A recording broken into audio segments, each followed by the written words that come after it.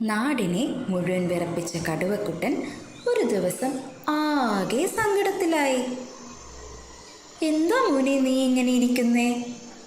ഒന്നും മിണ്ടാതെ അവൻ ഇറങ്ങിപ്പോയി. സങ്കടത്തിൽ ഉലഞ്ഞ കടുവക്കുട്ടൻ ഒരു കിളിക്കൂട്ടിൽ ചെന്ന് കയറി. കുട്ടികൾ അവനെ കണ്ടതും ഭയന്നു വിറച്ചു. എന്നാൽ അവൻ്റെ വാടിയ മുഖം കണ്ട് അമ്മക്കിളി ചോദിച്ചു, എന്താ കുട്ടാ നീ ഇങ്ങനെ വിഷമിച്ചിരിക്കുന്നേ?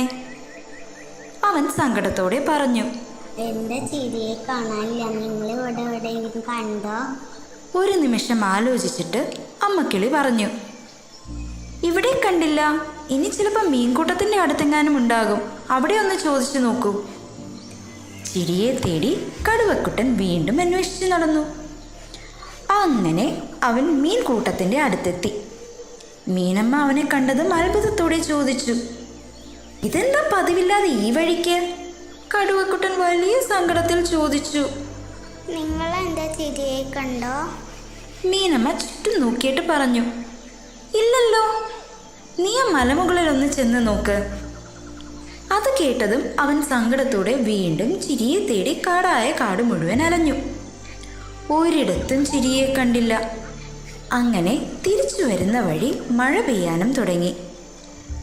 മഴ പെയ്തതും അവൻ സങ്കടം മറന്ന് കളിച്ചുല്ലസിക്കാൻ തുടങ്ങി. മഴയത്ത് ആടിയും പാടിയും അവൻ മഴ ആസ്വദിച്ചു. അങ്ങനെ അവൻ പുഴയരികിലെത്തിയതും വെള്ളത്തിൽ അവൻ മൂക്കിൻ്റെ കീഴെ അവൻ്റെ ചിരിയെ കണ്ടു. അതേ കൂട്ടുകാരെ, നമ്മളുടെ സന്തോഷം നമ്മുടെ കയ്യിൽ തന്നെയല്ലേ? നമ്മളിൽ പലരും പലപ്പോഴും കടുവക്കുട്ടനെ പോലെ തന്നെയാണ്. നമ്മുടെ സന്തോഷം തേടി നാടായ നാട് മുഴുവൻ നടക്കും. കൂട്ടുകാരുടെ ഇടയിലും വീട്ടുകാരുടെ ഇടയിലും തേടാവുന്നിടത്ത് എല്ലായിടത്തും തേടും. അങ്ങനെ മറ്റുള്ളവർ നമ്മെ സന്തോഷിപ്പിക്കുമെന്ന് കരുതിയിരുന്നാൽ ഒരിക്കലും നമുക്ക് സന്തോഷം അനുഭവിക്കാൻ കഴിയില്ല. നമ്മൾ ചെയ്യുന്ന ഓരോ ചെറിയ ചെറിയ കാര്യങ്ങളിലും സന്തോഷം കണ്ടെത്താൻ കഴിയണം. അങ്ങനെ നിങ്ങൾ ഓരോരുത്തരും നിങ്ങളുടെ സന്തോഷങ്ങൾ കണ്ടെത്താൻ കഴിയട്ടെ എന്ന് ആശംസിച്ചുകൊണ്ട് എൻ്റെ ഈ കുഞ്ഞു കഥ ഞാനിന്ന് നിർത്തുകയാണ്.